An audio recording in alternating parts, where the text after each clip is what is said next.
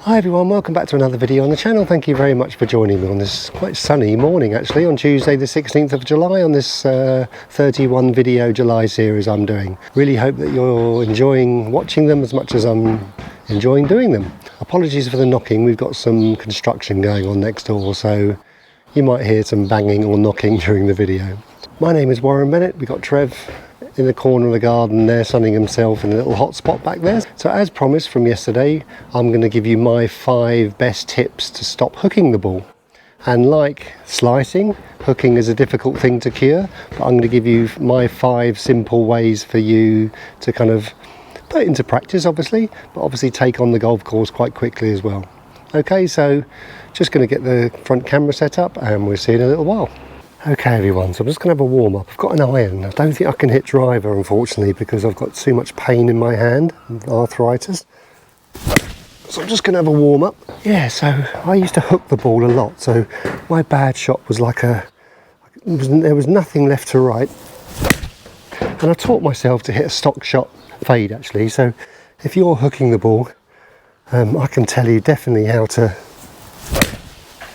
get out of it and start hitting a kind of a bit more of a fade or a straighter shot anyway.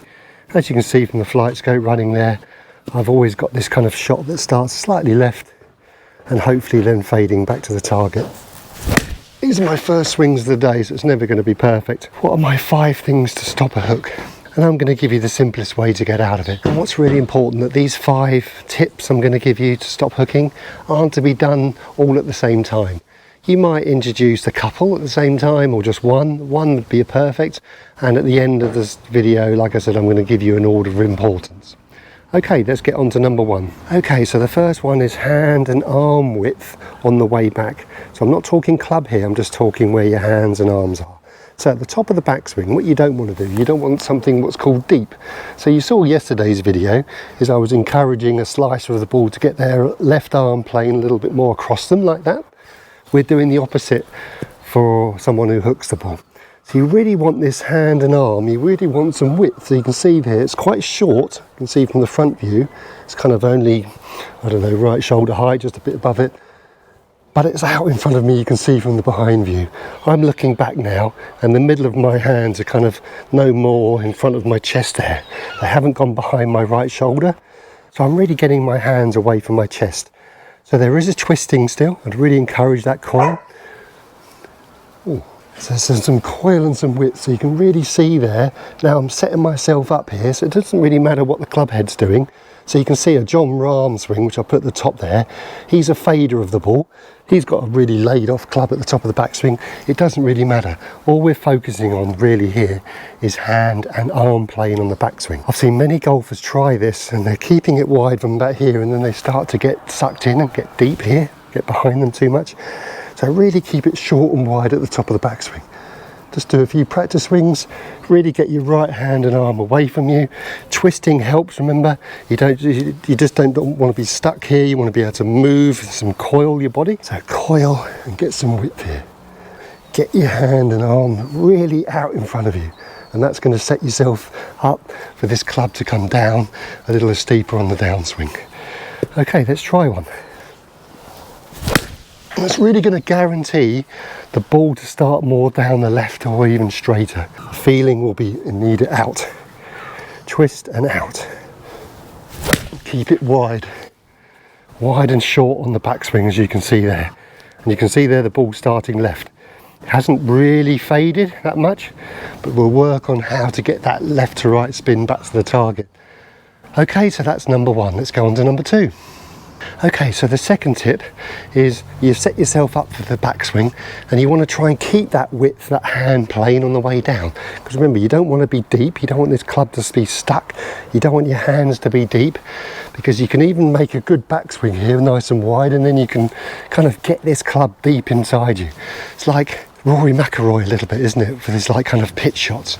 Gets the club a little bit stuck, gets his hands a little bit in behind him, and then he has to kind of use some hand speed from there, which is not good. So it doesn't matter if your club gets a little shallow, which is still good, still want that.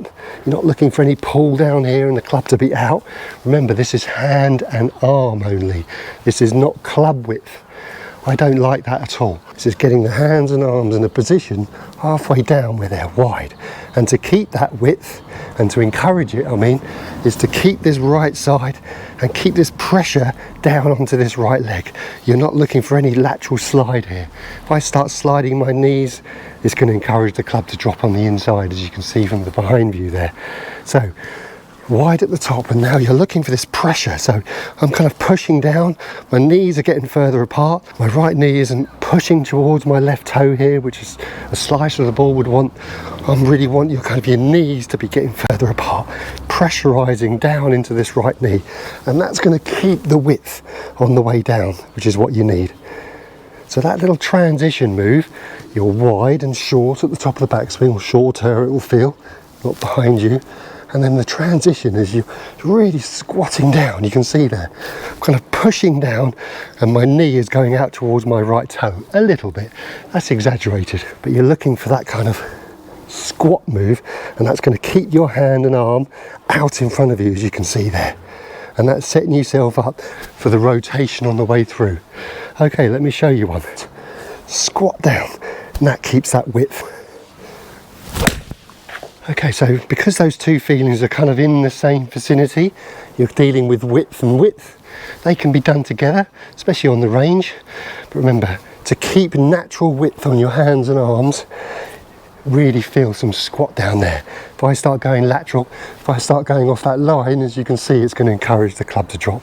So you can see that the line off my outside of my thigh there will keep the same. So you can do this little exercise. Doesn't matter where the club goes, the club can shallow a little bit, I don't mind, but you're really feeling like your knees are getting getting further apart. Like if you've got a ball between your knees there, you're going to drop it. But it's done by pressurizing down. It's not just done by kind of pulling your knees apart. It's done by the pressure down into the shoe. My right foot hasn't come off the ground yet. So you're really pressurizing the ground. That'll keep some natural width, and then you're ready for the follow through. Okay, let's get on to that follow through. Let's get on to number 3. Okay, so number 3 is how you get this club and how you get your hands back through into the impact zone. Now, what I mean by that is if you're used to being stuck from the inside, and you're going to see it from the behind view, your hands and arms are going to have to go out away from you. You want to try and train the opposite, and there's 2 ways. So number 3 and number 4 are kind of similar in terms of rotation and arc and about where your hand plane goes here. And it's not just pulling your hands across your body, it's about how the rotation of your body will pull your hands across you. Now you need to work on both. It's not just rotation, because if you get rotation, your hands are still flying away from you, that can still produce a hook. So you're looking for the rotation of your hands with the arc of your hands. So you've got this kind of more outside plane here. So you can see now your hands now have to kind of get pulled into where the left shoe is. Plus there's a rotation of your body too, because remember, like I've said on a previous video, the steering wheel to the kind of the release pattern for a hooker of the ball to try and straighten it out is the rotation of your torso. So that's what you've got to try and focus on now. Let's do a drill for that. So the best thing is to get a little A-time, and we're going to do a little rotation drill. So number 3 is hand release and body release. That's what you need. So it's basically another word for rotation. So let's do width. You can break this down. Let's do a little bit of squatting down. So you can see now my hands are out in front of me. Got a nice plane back here. Now from here I've got to train my hands to come back into my body, back into my kind of leg area here. So it's getting pulled across, you can see. So now my hand plane is going kind of bit more out to in. It's exaggerated, by the way. And now I'm going to control that, as well as I'm going to be moving my belly button. As you can see, I'm not stuck, and you can do that by this little drill. Nice and wide, squat, tiny pumps, pull across and rotate. Take you a few to get used to it. Wide, squat, pulling across. Really guarantee that kind of that face to be cutting across the ball there. There's no rotation, rolling of your hands at all. You're really working, exaggerated, you're really working getting these hands across, and the rotation of your body as well. Remember, it's not just pulling your hands across, because you'll flip it. It's got to be guided by your rotation of your torso. So it's basically, my belly button is going to get rotated over my left heel there. that pulls your legs up as well. Width, so you can see the squat there. I'm going to pull across. Got that one a little bit better there. See, even for a little 8-iron shot there, you can see it's very, very neutral. Let's see if we can blend it here. Try and blend all that in. And you don't have to kind of try and focus on all these moving parts all at once.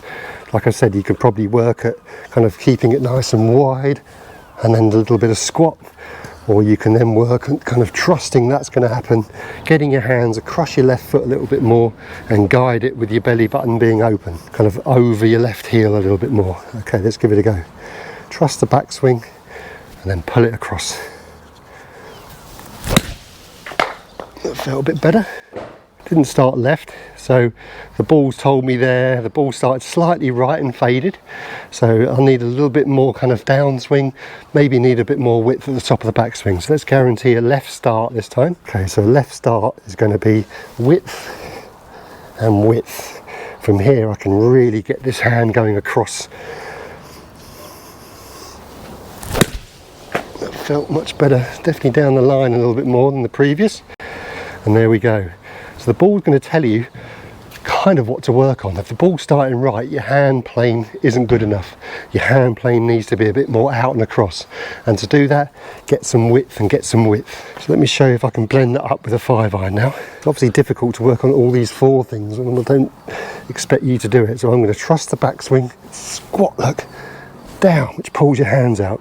And then from there, cutting across it and getting some rotation of the belly. Split second stuff, I know, but you can practice that with the exercises. Okay, let's go for it.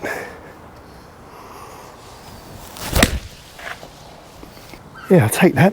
So remember, all these little exercises you do before the shot, really kind of trying to glue all these body parts together. Okay, let's get on to the 5th and final one. Okay, so number 5. Thanks for staying around this long if you've made it this far. Number 5 is how we're kind of keeping the activeness out of our hands on the follow through. So remember, if you're stuck and inside and you're having to roll it because you're hooking it and you're overactive with these hands, you've got to try and pacify that. So to really take the kind of the roll off the club face, what I call it, take the toe out of the golf shot. So the toe meaning the toe is going to be rolling over too much, that's going to produce your hook. You need to take the toe out of the game. So to do that, you really need to feel like your hands are nice and passive. And a quick little thought there, I'm going to show you here. I want you to watch my finish. So the follow through here, at the end of your finish, I want you to feel your right hand, your palm is facing back behind you. If I was rolling my right hand over, you can see now my right hand is facing that way away from me because I've rolled it. So the way you finish has a real kind of influence about how you've kind of used your hands through the hitting zone. Some kind of follow through position. My finish is my hand is really twisted and looking that way, kind of Tommy Fleetwood-esque. So nice and wide at the top of the backswing, and then feel a bit of Tommy Fleetwood at the end. You can see the club is like pointing up a little bit more now. See what happened there. Yeah, I'll take that. You can see the left to right spin on that. Let's give that one more go. And like I've always said in kind of previous videos, the longer the club, the harder it is to do. It's just going quicker. So grab your 8-iron if you're struggling a little bit, and they give you a little bit more chance to kind of glue it all together. Wide, squat, trust your hands are going to stay wide because of the squat. Now they're going to have to go across you, over my left shoe a little bit more, turn through to guide it, and then a little bit what we're going to call Tommy Fleetwood. We're going to keep our hand and my right palm looking away from the target. It's going to feel basically my right hand, what is actually happening or feeling is my right hand's a little bit more under, as you can see there from the front view. Instead of someone who's releasing it, you can see my left hand is now under my right. Yeah, pretty neutral, and take that.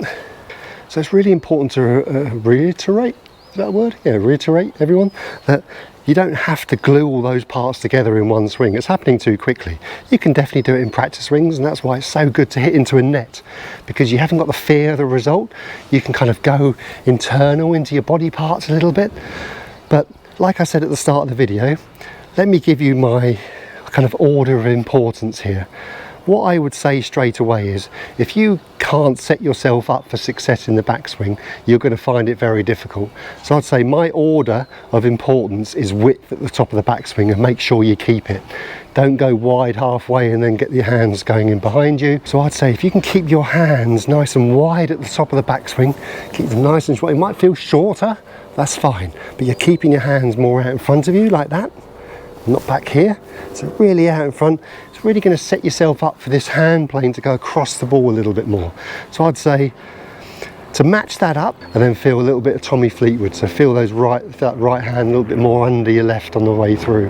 They would be the two thoughts I would say you can go out on the golf course right now with. And then away from the course, so either at a net, if you're at home, air balls, practice swings, driving range, obviously you can try and glue all those other body parts together. Remember, you don't have to do it with a driver. Obviously more spin will happen with a driver, so you'll get more kind of feedback with the driver, but to glue it all together, take the pace off like I always said, and hitting kind of shorter club will take the speed off it as well, and that's easier to kind of then glue it all together. And then like I've always said in previous videos, you can work on different speeds and you can build up your speed then. So it's much easier to then glue it all together. Okay everyone, so that's Tuesday the 16th over with. Only 2 days to go to the start of the Open, so it's always a good start here in the UK. Okay everyone, so that's today's video. So I really appreciate everyone's support, really appreciate everyone's comments. And if you've got a comment on today's video, remember this is for a hooker of the ball only. Anyone who's slicing the ball, this is going to be no good for you. And if you've made it this far, I really appreciate your support. Thank you so much. And I appreciate all your support throughout this July series. Okay, so good timing. Sun's just gone away. I'm going to throw the ball for Trev a little bit, aren't we, Trev? And we'll see you tomorrow. Tomorrow is going to be about release. Okay everyone, so I look forward to that, and we'll see you then. Have a great golfing day if you're playing. Stay healthy on and off the golf course, and we'll see you tomorrow. Thanks for watching. Cheerio.